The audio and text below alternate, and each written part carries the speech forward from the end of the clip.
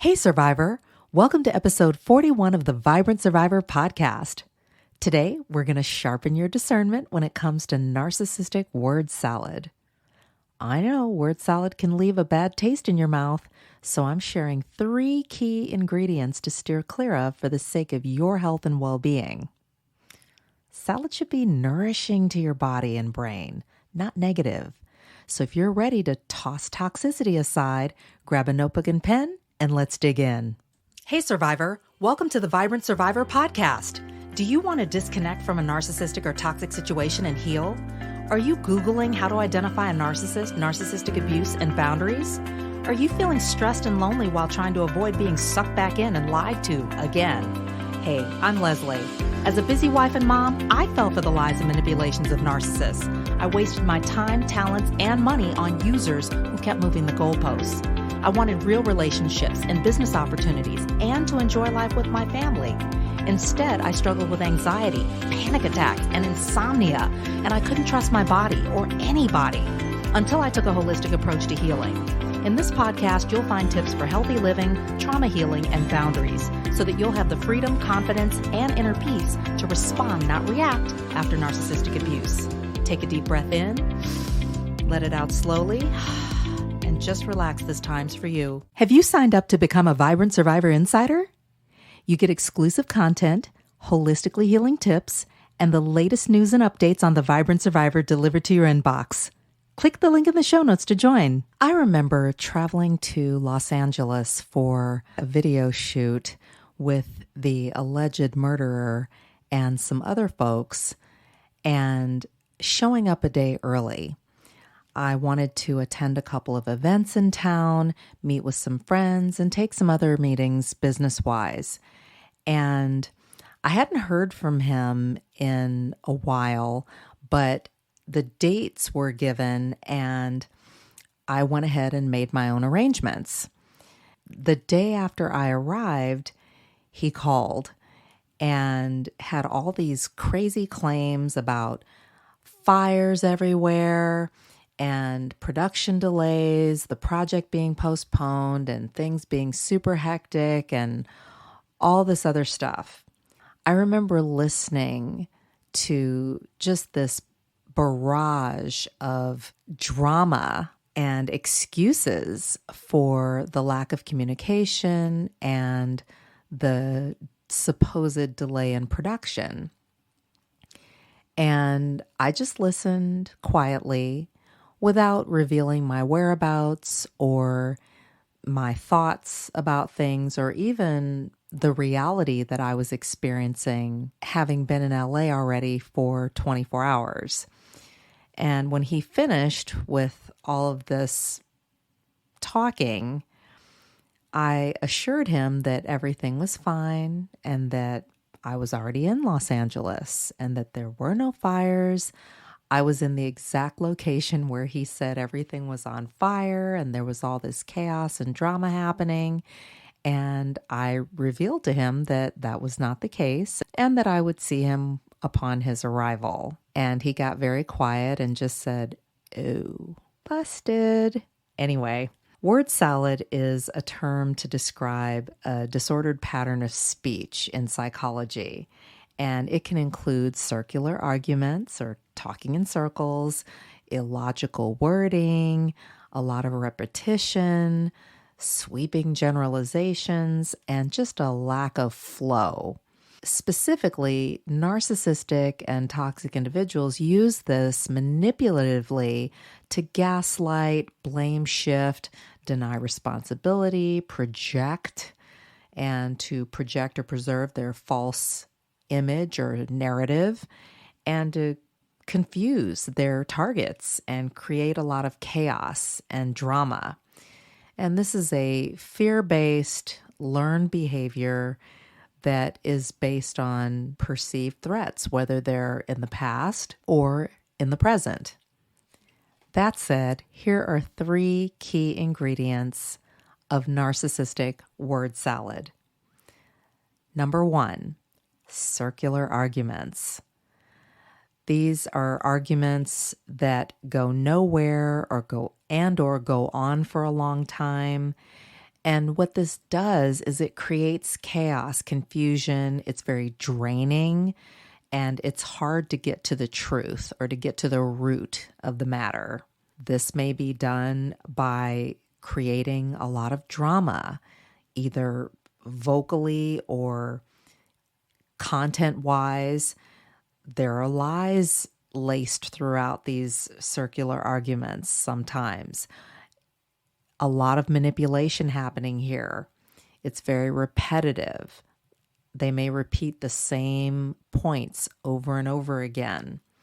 Regardless of the circumstances, the narcissist is always the victim. And if the opportunity presents itself, they're also the hero. And there's no real resolution. So you can imagine my frustration and just the drain of listening to this guy go on and on about fires everywhere in LA and everything's all up in the air and the production's delayed and oh my gosh, it's crazy and chaotic and I've been going back and forth with the producers and blah, blah, blah, blah, blah.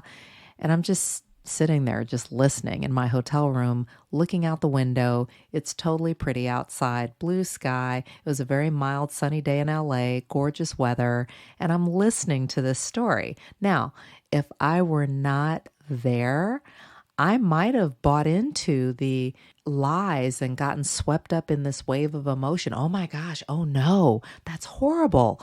What? Really? Oh, are you okay? Or how are you feeling about this? Well, you know what? Let me know when everything calms down. But I was right there.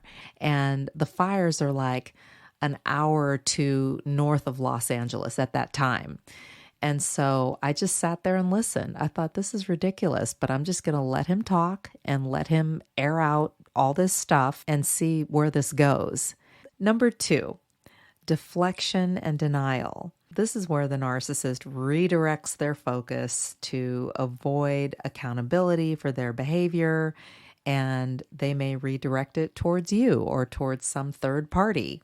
Narcissists feel a lot of shame. They are really concerned in preserving their self-image. Even if it's already trashed, they are going to try to hold on to whatever scraps of dignity that they have left, even when they know that they have lied to you, they have strung you along, future faked you, concocted this entire scheme to suck you in, get attention, maybe get resources from you like money. Your attention and time are valuable too. They will literally say things like, I never said that. That never happened. And this is a self-preservation tactic. The alleged murderer, in the case of this video production, blamed the production team and the Mother Nature and all these other things, knowing full well it wasn't going to happen, that time was running out and the walls were closing in on this ruse. Number 3, blame shifting. Narcissists will pin responsibility for their behavior onto you or other people. And the goal here is to protect their ego. Narcissists have very fragile egos.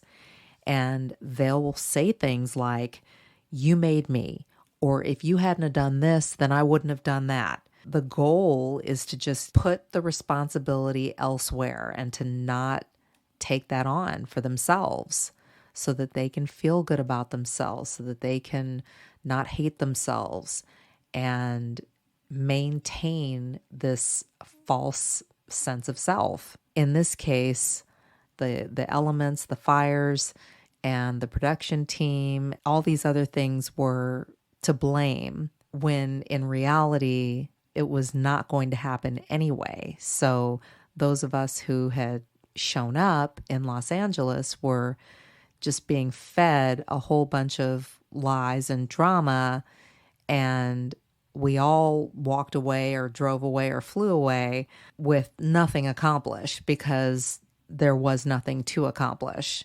In fact, this guy sent me some follow-up messages indicating that, oh, this is really happening. I'm really doing this. This is really going to go down. And one of the last things I said to him was, you know what, you let me know when you've got this all figured out. I've got some meetings to go to. I've got some people to meet with. Fortunately, I planned my own agenda and I had other things to do that didn't revolve around this project. But during that time, he was really trying to push this, even when it was apparent that nothing was going to happen. Some of the things that you can do when you're dealing with narcissistic word salad are to keep calm, take some deep breaths, go inward. If you have to just repeat a mantra, focus on something positive, or meditate, or just keep quiet. Let the narcissist just air out whatever they need to air out. You can also gray rock. You can be bland, boring, give one word, really simplistic, minimal responses without reacting. Let all of the drama and energy and emotion come from them, so it sticks out like a sore thumb. Or you can end the conversation, walk away. Or you can, if you need to give a reason, you can excuse yourself. You can go to the restroom. You can go check on something, take a call or a meeting, whatever you need to do to remove yourself from that environment. Let's review 3 key ingredients in narcissistic word salad. Number 1, circular arguments. Number 2, deflection and denial. Number 3, blame shifting.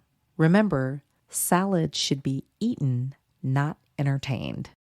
If this podcast has helped you understand who and what you're dealing with, sharpen your discernment, and move forward on your healing journey, share it with another survivor.